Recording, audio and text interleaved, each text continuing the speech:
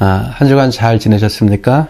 오늘은 미가, 나훔, 하박국, 스바냐 네 책을 강의하겠습니다. 먼저 미가서를 보겠습니다. 미가는 유다 왕들 요담과 아하스와 히스기야 시대에 활동한 선지자입니다. 이름의 의미는 여호와 같은 자 누구인가입니다. 미가 선지자에게 하나님은 그 누구와도 비교할 수 없는 분이셨던 것이죠. 미가서 7장 18절에 보면은 주와 같은 신이 어디 있으리까? 라고 한 말은요, 자기 이름을 언어 기교로 사용해서 표현한 것으로 보입니다. 미가서의 특징을 보겠습니다. 첫 번째로는 미가는 그 시대의 사회에 대해서 통렬하게 비판합니다. 동시에 그 시대의 지도층들의 죄에 대해서 많은 지면을 활용해서 비판하고 있습니다. 그러면 미가 선지자가 살던 시대는 어떤 시대였는가? 미가서 3장 2절에서 3절 이렇게 말씀을 하고 있습니다. 너희가 선을 미워하고 악을 기뻐하여 내 백성의 가죽을 벗기고 그 뼈에서 살을 뜯어 그들의 살을 먹으며 그 가죽을 벗기며 그 뼈를 꺾어 다지기를 냄비와 솥 가운데 담을 고기처럼 하는도다. 선을 미워하며 악을 기뻐하는 시대라고 합니다. 지도자들과 부자들이 백성과 가난한 자들의 가죽을 벗기고 살을 뜯어 먹는다고 말합니다. 그러한 사회를 향해서 미가는 경고하고 심판을 선언하는 것이죠. 그래서 미가 선지자의 별칭 중에 하나가 남유다의 아모스라고 불리웁니다. 공의가 무너진 사회를 향해서 심판을 선포하고 있기 때문에 그렇습니다. 두 번째로는 다양한 언어 기법들을 사용합니다. 1장 8절부터 16절에는 많은 도시들이 언급되어지고 있습니다. 이곳에 언급된 도시들은요, 히스기야 시대에 아스루의 사네립에 침입돼 침략을 당하는 도시들입니다. 이 도시들을 향해서 언어 유희를 통해서 그들이 당할 심판을 보여주고 있습니다. 세 번째로 메시아의 탄생과 메시아 왕국에 대한 소망을 전하고 있습니다. 특별히 미가서 5장 2절은 메시아가 어디서 태어날 것을 보여주고 있지요. 베들레헴 에브라다야, 너는 유다 족속 중에 작을지라도 이스라엘을 다스릴 자가 내게로 나올 것이라. 그의 근본은 상고에 영원에 있느니라. 바로 메시아가 베들레헴에서 태어날 것을 예언하고 있는 것입니다. 네 번째는 남은 자들에 대해서 말씀을 하고 있습니다. 그러면은 미가서의 핵심 성구는 어디인가? 미가서 6장 8절입니다. 사람아, 주께서 선한 것이 무엇임을 내게 보이셨나니 여호와께서 내게 구하시는 것은 오직 정의를 행하며 인자를 사랑하며 겸손하게 내 하나님과 함께 행하는 것이 아니냐. 공의가 무너진 그 시대를 향한 외침인 것이지요. 그 시대를 향한 치유책이 무엇인가? 하나님이 정말로 원하는 것이 무엇인가? 첫 번째로는 정의를 행하는 것입니다. 정의롭고 정직하게 사는 것이에요. 왜 이렇게 불의한 사회가 되었습니까? 정의가 무너졌기 때문에 그렇습니다. 정의가 무너졌기 때문에 강자가 약자를 착취하는 사회가 된 것이죠. 두 번째는 인자를 사랑하며입니다. 인자는 히브리어로 헤세드라고 합니다. 룻기서에 보면은 보아스가 자기의 밭에 이삭을 주스러 온 룻에게 어떻게 합니까? 인자, 헤세드를 베푸는 것입니다. 바로 마음껏 주워가게 하는 것이죠. 바로 미가의 시대에 그 시대 사람들이 회복해야 할 것은 인자를 사랑하는 것이었던 것이죠. 세 번째로는 겸손히 하나님과 함께 행하는 것입니다. 겸손히 하나님과 함께 동행하는 삶이 있어야지만이 정의를 행할 수 있고요. 인자를 사랑할 수가 있는 것이죠. 하나님이 원하시는 것은요, 천천의 순양이나 만만의 가물 같은 기름을 드리는 것이 아닌 것이죠. 하나님께서는 이것을 기뻐하는 것이 아닙니다. 너희의 삶에서 이것을 회복해야 한다는 것이죠. 정의를 행하고 인자를 사랑하며 겸손히 내 하나님과 함께 행하라고 말씀을 하고 있는 것입니다. 미가서의 구절을 보겠습니다. 미가서는 심판, 구원, 심판, 구원, 심판, 구원의 교환 구조로 되어 있습니다. 첫 번째 A 부분 심판을 보겠습니다. 1장 1절부터 16절까지는요. 사마리아와 예루살렘의 심판에 대해서 말씀하고 있고요. 2장 1절부터 11절까지는요. 이스라엘과 유다의 심판 이유에 대해서 말씀을 하고 있습니다. 첫 번째 구원에 대한 부분입니다. 2장 12절부터 13절까지는요. 다시 모이게 될, 회복하게 될 미래에 대해서 말씀을 하고 있습니다. 두 번째 A 심판에 대해서 보겠습니다. 3장 1절부터 12절까지는 지도자들의 타락에 대해서 말씀하고 있고 그들에 대해서 심판을 선언하고 있는 것이죠. 두 번째 구원에 대해서 보겠습니다. 4장 1절부터 13절까지는요. 여호와께서 다스리는 나라에 대해서 보여주고 있고요. 5장 1절부터 15절까지는요. 메시아를 통한 이스라엘의 회복에 대해서 말씀하고 있습니다. 세 번째 A 심판에 대해서 보겠습니다. 6장 1절부터 7장 7절까지는요. 여호와와의 변론에 대해서 말씀하고 있고요. 마지막 구원에 대한 말씀은요. 7장 8절부터 20절까지의 말씀인데요. 남은 자들에 대한 회복의 약속에 대해서 보여주고 있습니다. 이렇게 심판과 구원이라는 교환 구조로 되어 있는 것은요.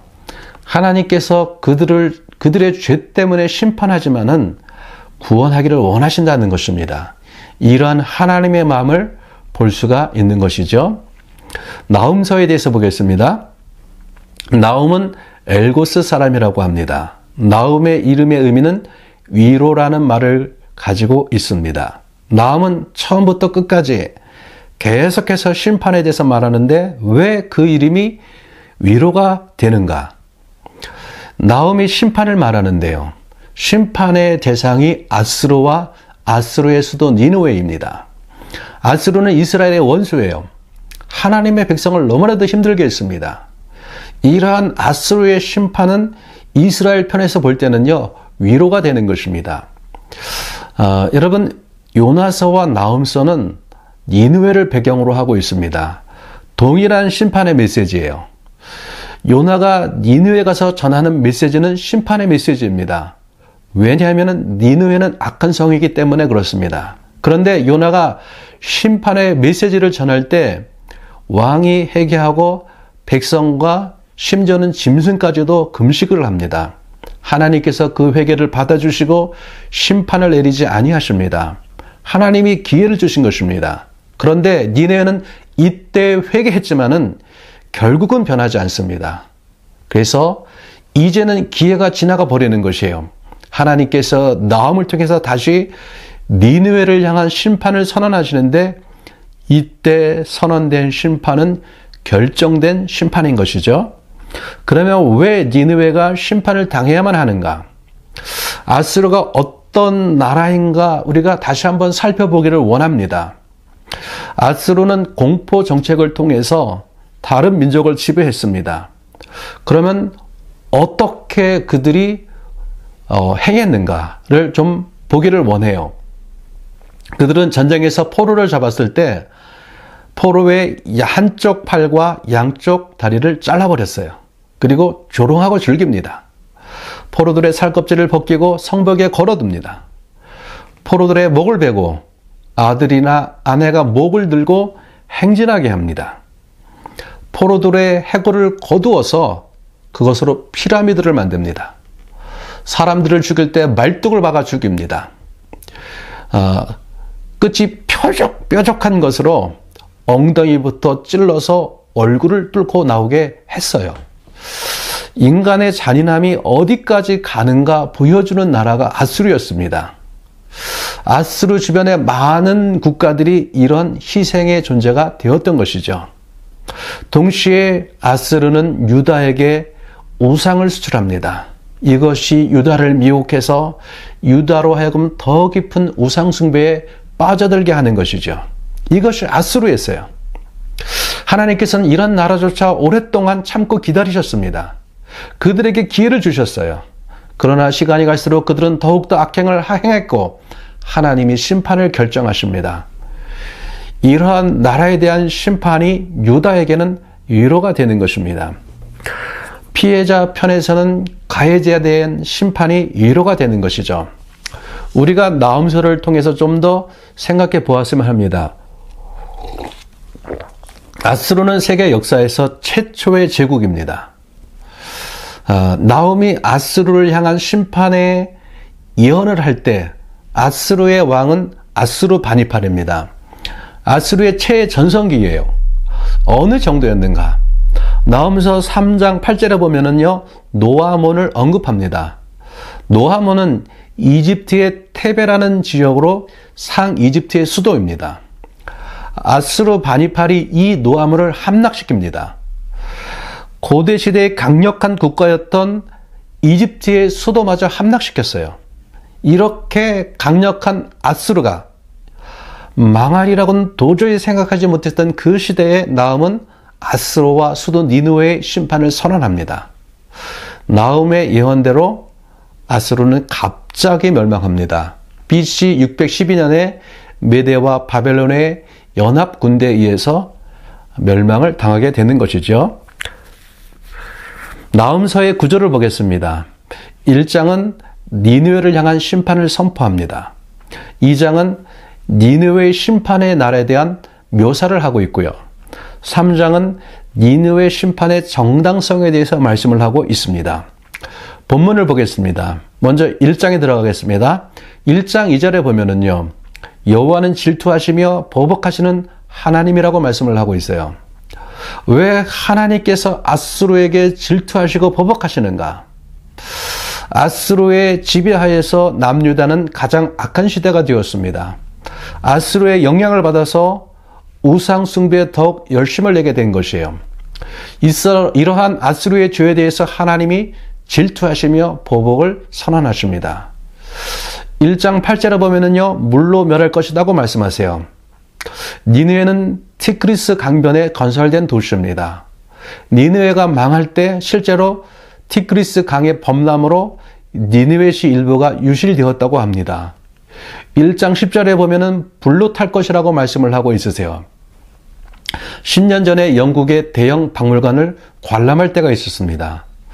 대형 박물관에는요, 니느웨에서 발굴된 수많은 유물들이 전시되어 있습니다. 당시 니느웨 왕국을 장식했던 수많은 부주들이 발견되어서 박물관에 전시되어 있었던 것이죠. 그 전시물 중에 보면은요, 불에 탄 흔적들이 많이 있는 것을 보게 됩니다. 바로 니느웨가 망할 때 궁궐이 불탔음을 보여주고 있는 것이죠. 1장 13절에 보면은요, 그들이 강하고 많을지라도 하나님이 반드시 멸절시키리라고 하시는 것을 보게 됩니다. 하나님의 결심을 보여주고 있습니다. 2장에는요, 전쟁이 진행되는 상황을 보여주고 있습니다. 1장 1절과 4절에 보면은요, 적들이 올라오는 모습을 묘사합니다. 니느웨는 메대와 바벨론 연합군에 의해서 멸망합니다. 니느웨를 멸망시키는 적군의 모습을 묘사하고 있는 것이죠. 5절부터 7절까지는요, 수문이 열리고 왕궁이 소멸됨을 보여주고 있습니다. 8절부터 12절까지는요, 교차 대꾸로 이루어져 있습니다.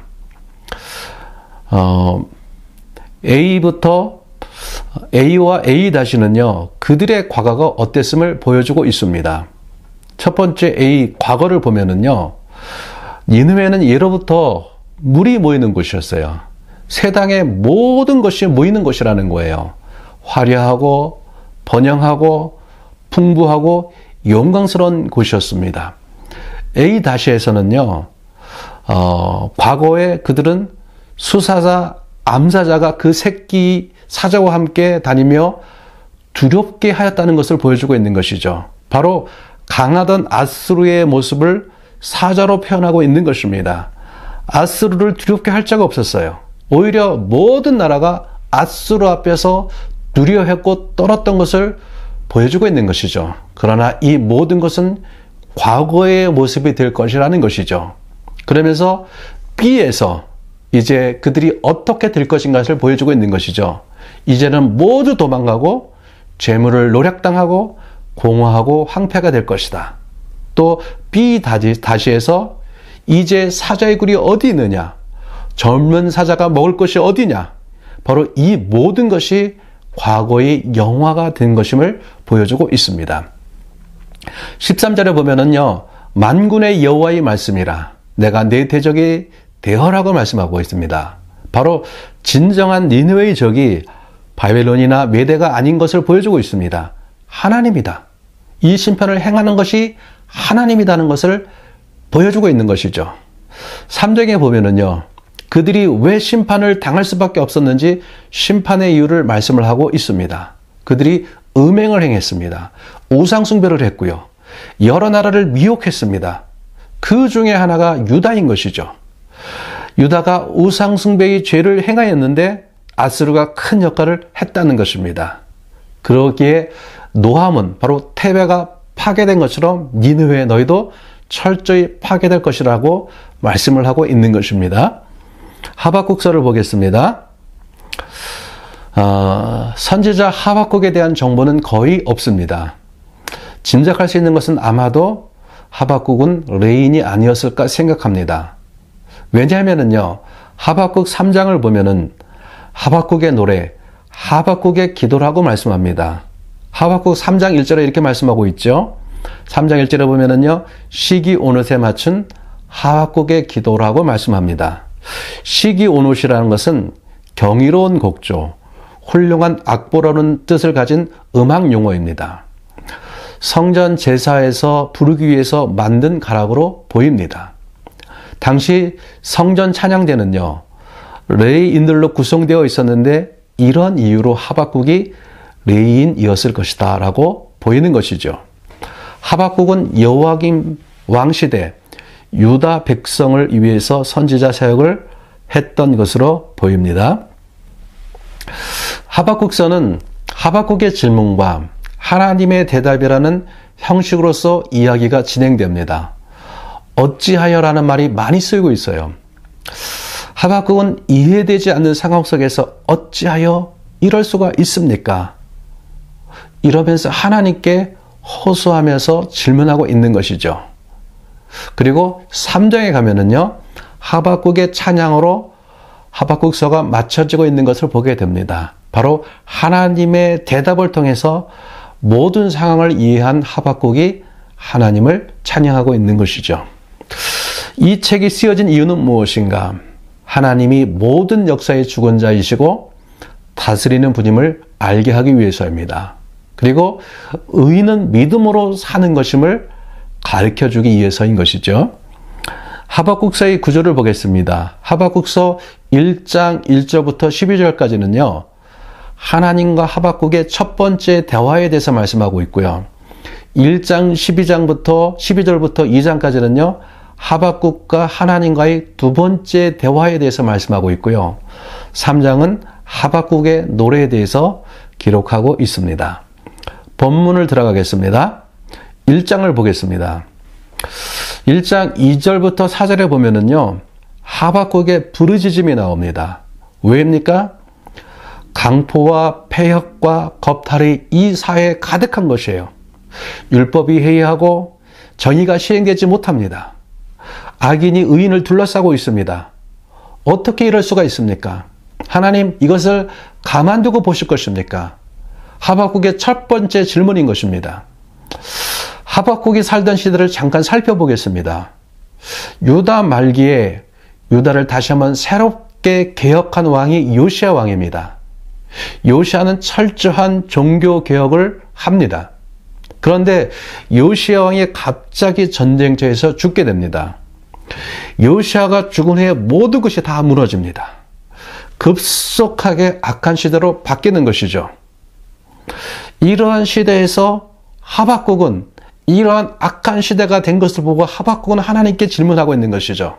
바로 이러한 질문에 대한 하나님의 첫 번째 대답이 1장 5절부터 11절까지의 말씀인 것입니다. 하나님께서 그러한 사회를 향해서 한 가지 일을 행하시겠다고 합니다. 하나님이 갈대아 사람들을 일으키실 것인데 그들은 어떤 사람들인가? 표범보다 빠르고 이리보다 사납다고 합니다. 이들을 통해서 하나님께서 심판하시겠다고 말씀하시는 것입니다. 1장 12절부터 2장 1절까지가 두 번째 하박국의 질문입니다. 하나님, 하나님의 눈은 정결하신 분이 아닙니까? 그렇게 악을 참아 보지 못하시며 폐역을 보지 못하는 것 아닙니까? 그런 분이 어찌하여 악인이 자기부터 의로운 사람을 삼키는데 잠잠하십니까? 어찌하여 사람을 바다의 고기같이 하십니까? 이것은 바벨론의 악함을 말하고 있는 것이죠. 그들은 낚시로 사람을 낚고 그물로 잡으며 투망으로 모은다고 합니다. 계속해서 무자비하게 여러 나라를 멸망시키는 모습을 묘사하고 있는 것이에요. 하나님 어찌 그럴 수가 있습니까? 항의하며 질문합니다. 그러면서 2장 1절에 하박국은 이렇게 말하는 것이죠. 내가 파수하는 곳에 서며 성루에 서서 하나님이 무엇이라 말씀하실지 기다리며 보겠습니다. 하나님의 행하심을 이해 못하는 하박국의 모습인 것이죠. 2장 2절부터 20절까지가 하나님의 두 번째 대답입니다. 그때 주신 말씀의 핵심이 하박국서 2장 4절의 말씀입니다. 보라, 그의 마음은 교만하며 그 속에서 정직하지 못하나 의인은 그의 믿음으로 말미암아 살리라. 이런 거예요. 갈대아 사람들을 통해서 심판할 때 너희는 정말로 힘들 거야. 그들의 마음은 교만하고 정직하지 못해. 이어지는 말씀들을 보면은요, 그들이 정말 나쁜 놈이다라는 것들입니다.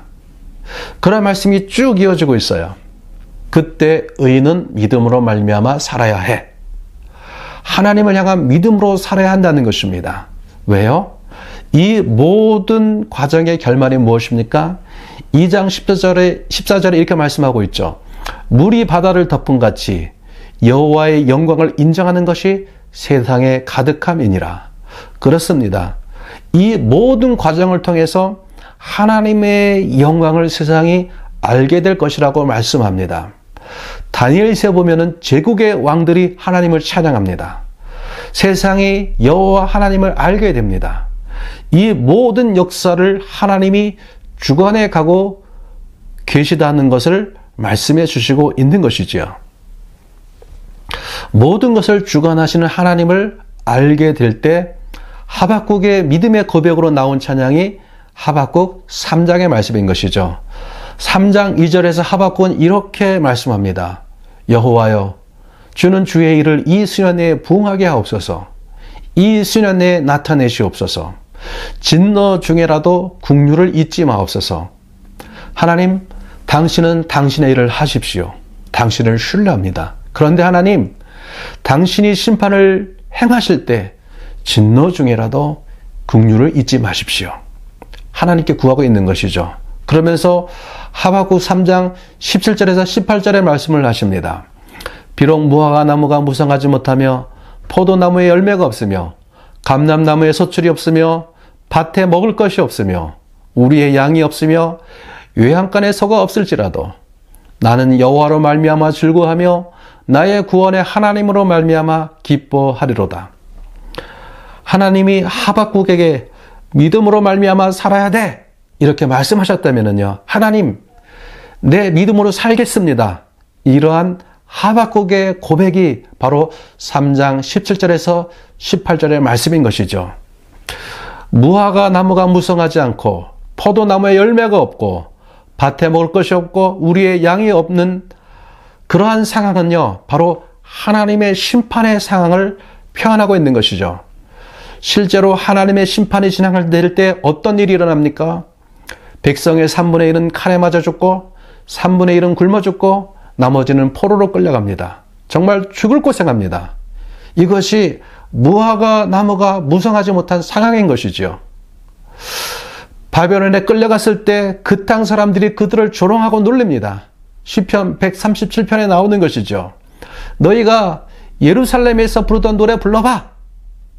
그 땅의 사람들이 비웃는 것입니다. 바로 그들은 이러한 시간들을 살아가야만 하는 것이죠. 이 시간들이 무화과 나무에 잎이 마르고 포도 열매가 없으며 라고 표현하고 있는 것이죠.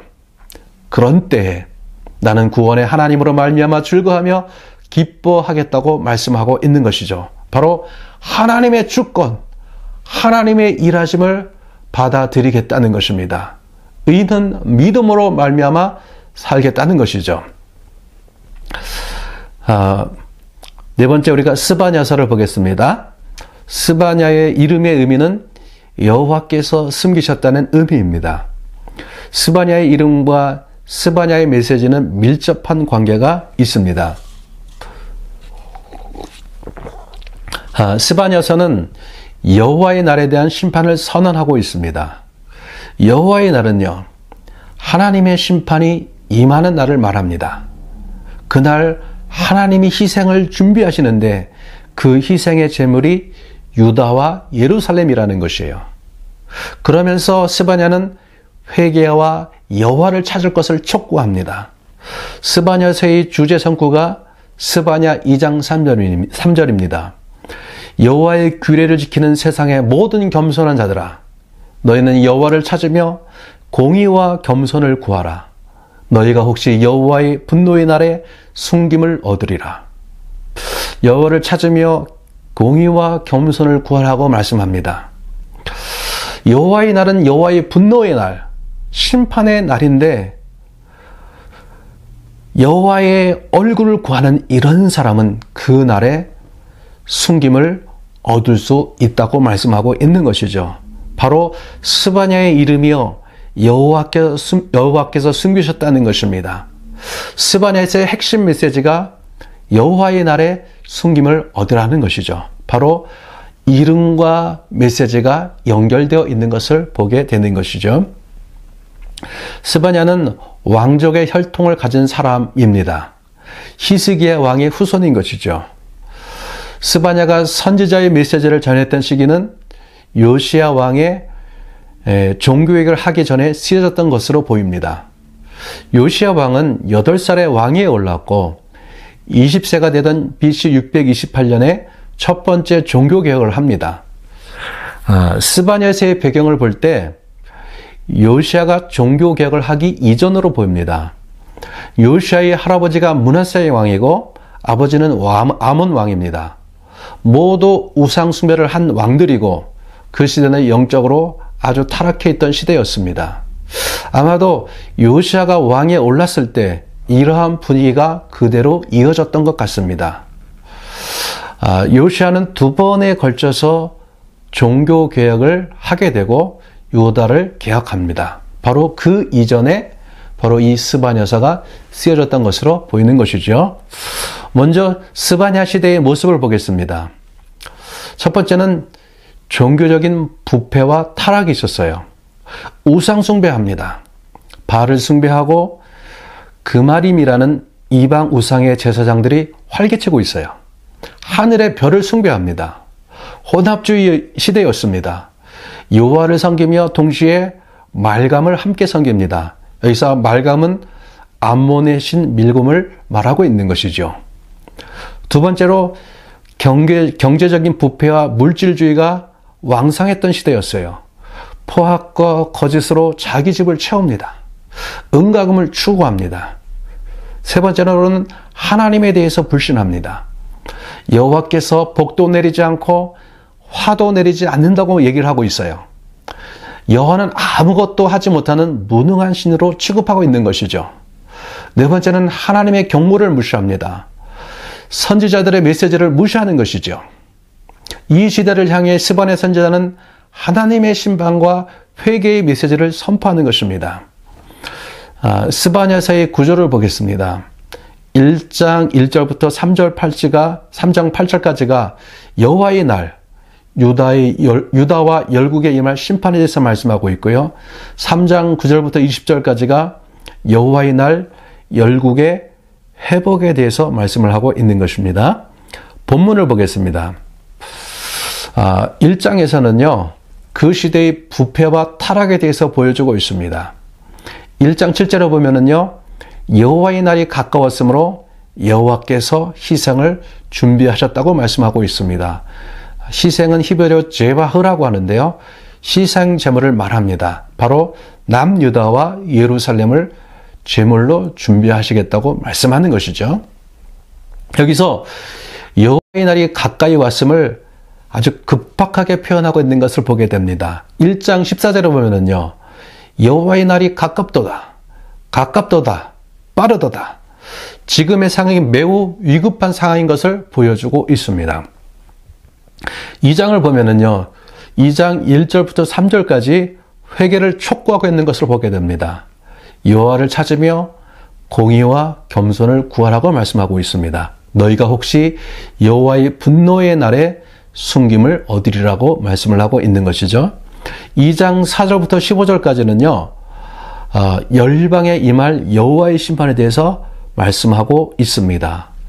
3장은요, 3장 9절부터 20절까지가 회복에 대해서 말씀을 하고 있는데요. 특별히 12절부터 13절에 보면은요, 이스라엘의 남은 자들에 대해서 말씀을 하고 있는 것을 보게 됩니다. 그러면 누가 남은 자인가? 하나님의 은혜로 구원을 얻고 숨김을 받는 자가 남은 자이다. 바로 심판 때에도 하나님의 언약 안에 살아가고 있는 자들, 그들이 남은 자라고 말씀을 하고 있는 것입니다. 여러분, 이 시대에 누가 남은 자입니까? 하나님을 경외하며 공의를 행하고 하나님과 함께하는 자, 그들을 통해서 하나님은 오늘도 구원의 역사를 이루어 가시는 줄 믿습니다. 여러분, 한 주간 우리 4권의 책을 통독하실 때 정말로 하나님을 더 깊이 생각하고 하나님의 마음을 느끼시는 한 주가 되기를 주님으로 축복합니다. 아멘.